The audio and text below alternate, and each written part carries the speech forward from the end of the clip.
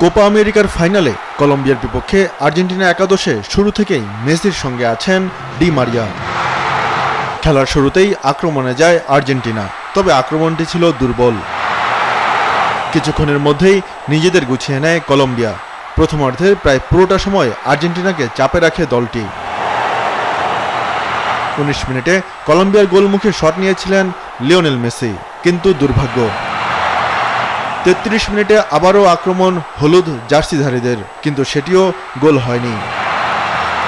প্রথমার্ধের একেবারে অন্তিম সময়ে আর্জেন্টিনা যে সুযোগ তৈরি করে সেটিও গোল হওয়ার মতো ছিল না।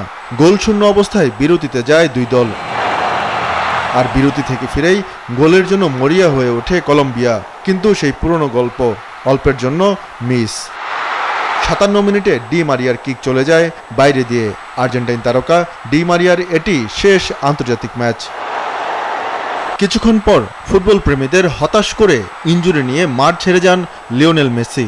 এই জীবন্ত কিংবদন্তির কান্না ছুঁয়ে যায় সবাইকে। নির্ধারিত 90 মিনিটের বাকিটা সময় চেষ্টা করেও গোলের দেখা পায়নি আর্জেন্টিনা।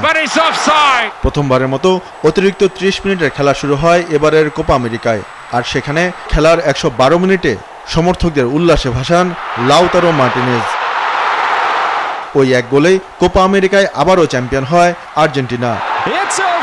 রেকর্ড 16 বার এই আসর জিতে উরুগুয়েকে টপকে গেল দলটি, আর টানা 4টি আন্তর্জাতিক শিরোপা ঘরে তুলল আর্জেন্টিনা।